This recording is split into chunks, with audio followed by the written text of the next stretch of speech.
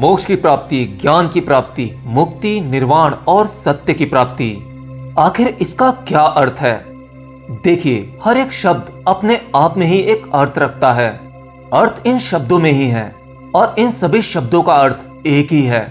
हम इन शब्दों को मानते तो हैं लेकिन जानते नहीं हैं। अपना स्वयं का अनुभव नहीं है। विभिन्न प्रकार के महापुरुषों ने उस ईश्वर का अनुभव किया, सत्य की खोज की और उन सब ने अपने अपने नाम दे दिए। हालांकि वो अनुभव एक ही था। लेकिन आज के इस वर्तमान समय में क्या हम सच में इन सभी शब्दों का अर्थ जानते हैं? नहीं। चलिए इसे एक आसान भाषा में समझने की कोशिश करते हैं। मोक्ष, ज्ञान, मुक्ति, निर्वाण और सत्य, इन सब का एक ही मतलब है, वो है मुक्ति, इस संसार से मुक्ति। अब देखिए, मुक्ति शब्द सुनते ही हम इसे भौतिक तौर पर ले जाते हैं। भौतिक यानी फिजिकली, जैसे रिश्ते, नातों, भावनाओं, पैसा और अपनी सभी इच्छाओं से मुक्त हो जाना, यही मुक्ति है। नहीं, ये एक भौतिक तौर पर है। आप अपने अहंकार में पैसों को छोड़ सकते हैं, रिश्तों को छोड़ सकते हैं, भावनाओं से दूर हट सकते हैं। लेकिन क्या यह सच में आपके भीतर से घटता है? क्या यह सूक्ष्म तरीके से होता है? नहीं। देखिए, इसे भौतिक तौर पर कर पाना आसान होता है, लेकिन भीतर से घटना उतना ही मुश्किल होता है। मुक्ति का मतलब होता है संसार की सभी वस्तुओं से, सभी चीजों से मुक्त हो जाना, उनके पार निकल जाना। यही ज्ञान की प्राप्ति होती है, यही मोक्ष होता है। जिसमें हमारे आजकल के मित्र, जिन्हें नई नई सत्य की प्यास जागती है, वो मुझसे अक्सर पूछते हैं कि डियर क्वेश्चन वर्ल्ड, मैं संन्यास लेना चाहता हूँ, मुझे संसार में कोई सुख नजर नहीं आता, तो यह संन्यास किस तरह से घटित होगा, ये मैं कैसे ले सकता हूँ? देखिए, जब आप संन्यास लेने चलेंगे तो सबसे पहले तो आपका समाज, आपके रिश्ते, आपका परिवार आपको इसमें जाने नहीं देगा, क्योंकि ये समाज और आपका परिवार जानता है संन्यास का क्या मतलब होता है। संन्यास यानी परिवार से मुक्त हो जाना, रिश्ते नातों से मुक्त हो जाना, पद, प्रतिष्ठा, पैसा, इन सब से मुक्त हो जाना संन्यास घटित कहलाता है। और जिसमें आपका समाज और आपका परिवार ये बिल्कुल नहीं चाहेगा। आपके ही परिवार वाले आपको तरह तरह के एग्जाम्पल्स देंगे कि परिवार का सुख ही सबसे बड़ा सुख है, सबसे बड़ा संन्यास यही है। अपने कर्तव्य को निभाना ही यही संन्यास है। माता पिता, भाई बहन, पति पत्नी, इन सब की जिम्मेदारी लेना ही संन्यास है।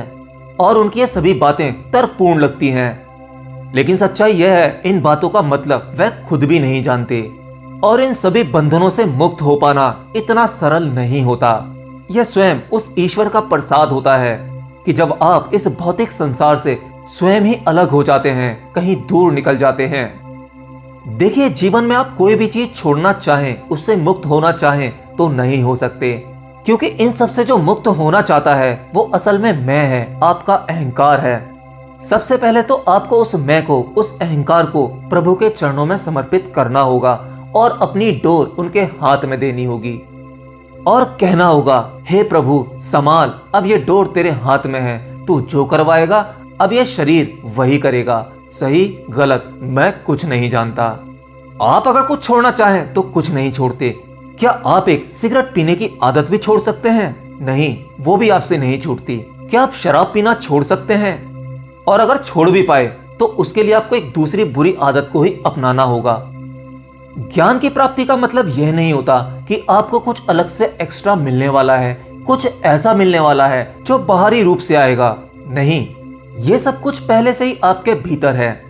ज्ञान की प्राप्ति, इसका सीधा सा अर्थ यह है कि पूर्ण तरह से शून्य हो जाना, इस संसार से मुक्त हो जाना। और वो किस तरह से संभव होता है? जैसे मान लीजिए आप संसार में रहते हैं, अपने परिवार में रहते हैं, परिवार में कई सदस्य होंगे, उन सभी सदस्यों का आपके साथ में अटैचमेंट होगा, फिजिकली, इमोशनली, कम्युनिकेशन वाइज। और जब ज्ञान की प्राप्ति होती है, मुक्ति का बोध होता है, सत्य का बोध होता है, तो उस समय आप जिन रिश्तों में रह रहे हैं वह रिश्ते आपको बांध नहीं सकते। मैं बात फिजिकली, भौतिक तौर पर नहीं कर रहा हूँ, मैं अति सूक्ष्म के बारे में बात कर रहा हूँ। मतलब फिजिकली आप दिखा सकते हो कि मैं किसी बंधन में नहीं हूँ, लेकिन क्या आप जानते हैं आपके भीतर वो बंधन अभी भी है या नहीं? अगर आप इतना समझ जाएं कि ये मेरे अपने आज मेरे साथ हैं, कल नहीं होंगे, आज मेरे अपने हैं, कल नहीं होंगे, केवल कुछ दिनों, महीनों, सालों के लिए आप इस खेल का हिस्सा हैं, जिस खेल में सभी खिलाड़ी मौजूद हैं। भाई, बहन, माँ, बाप, पति, पत्नी, बेटे, बेटी, ये सब। आज जो आपकी पत्नी है, हो सकता है पिछले जन्म में आपकी माँ रही हो। ये शरीर बदलते हैं और मरते हैं, निरंतर चक्र चलता रहता है। हम पुनः पुनः इस पृथ्वी पर आते रहते हैं। और जब आप ये जान लेते हैं कि इन मेरे सभी अपनों की मृत्यु होगी, ये सब एक दिन मुझसे छूट जाएगा और तुम्हें भी इस शरीर को छोड़कर जाना होगा। अगर आपको जीते जी मृत्यु साफ दिखाई देने लगे, आपको लगे कि वह आ ही रही है, कभी भी घट सकती है और इसे आप क्या, कोई नहीं रोक सकता। मृत्यु तो परम सत्य है। आपको अंत दिखने लगे, उसके बाद आपको यह जीवन व्यर्थ दिखाई देने लगता है और आपके आसपास मौजूद ये सांसारिक रिश्ते, आपका परिवार, इन सब से आप बंधन मुक्त हो जाते हैं।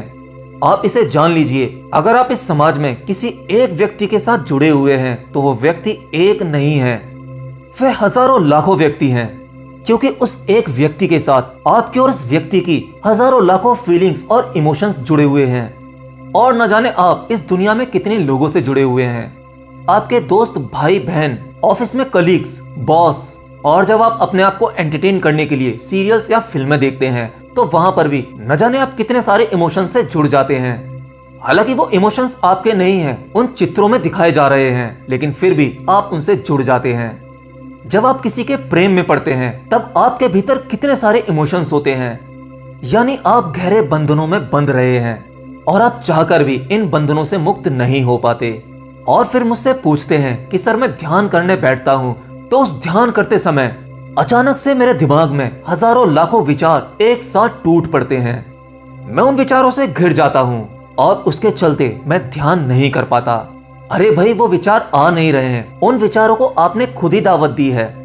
वो सभी विचार आपके द्वारा जमा किए गए हैं। आपको ऐसा लगता है कि वो विचार अचानक से खाली बैठते ही, ध्यान करते ही एकदम से आपके पास टूट पड़ते हैं। नहीं, दरअसल वो विचार आपके सालों की जमा की हुई मेहनत है। ध्यान करते समय उन विचारों को मौका मिल जाता है आपको ध्यान करने से रोकने का। दरअसल वो सभी विचार आपका मन ही है और मन कभी नहीं चाहता कि आप सन्यासी बने, आप उस प्रभु की यात्रा पर निकलें, सत्य को प्राप्त हो, आपको ज्ञान की प्राप्ति हो, आपको मोक्ष मिले। नहीं, ये मन बार बार आपको रोकेगा। मेडिटेशन, ध्यान, यह एक प्रकार का अभ्यास है, उस मन को गिराने का तरीका है।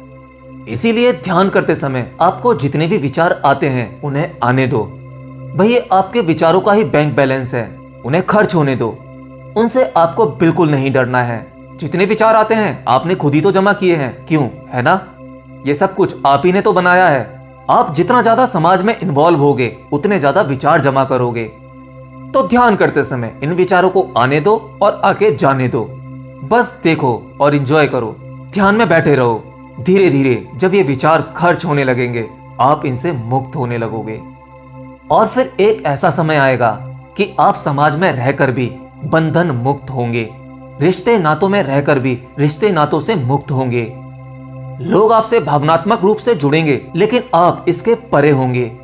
आप एक जीरो थॉट की अवस्था में होंगे, थॉटलेस माइंड। और यह अवस्था वो अवस्था होती है जिसमें आप सब कुछ जान लेते हैं। आप यह भी जान लेते हैं कि आपके आसपास मौजूद सभी लोग जिनसे आप बंधनों में जुड़े हुए थे, यह केवल एक कंटेनर है, हड्डी मांस मज्जा के बने हुए शरीर हैं जो घूम रहे हैं, और आपको इन शरीरों में इसे चलाने वाला वो परमात्मा साफ साफ दिखाई देगा। वह शून्य, वह ईश्वर केवल आप ही देख पाएंगे।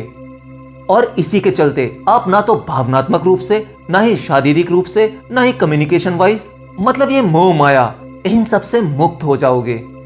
ध्यान रखना, इसके लिए आपको जीवन और मृत्यु को समझना होगा।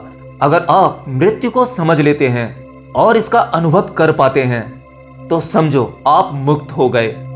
और इसी को कहते हैं मोक्ष की प्राप्ति, ज्ञान की प्राप्ति, निर्वाण, सत्य की प्राप्ति। जैसे भगवान बुद्ध रहे, उनमें करुणा तो बहुत थी, लेकिन निर्वाण के बाद उन्हें कोई बंधन बांध नहीं पाया और वो सत्य को प्राप्त हुए। सत्य का मतलब ये संसार भ्रम है, एक माया है। इसके बाद की चीज जो आप भौतिक शरीर और इन आंखों से नहीं देख सकते, वह सूक्ष्म जगत आप उस ध्यान की गहरी अवस्था में जान पाते हैं। और उस आनंद में डूब जाते हैं। तब आपको पता लग जाता है कि सत्य क्या है और असत्य क्या है। ये संसार असत्य है, सत्य कुछ और ही है। तो बस आज के लिए इतना ही। मिलता हूं नेक्स्ट वीडियो में किसी नई जानकारी के साथ। Till then, bye bye.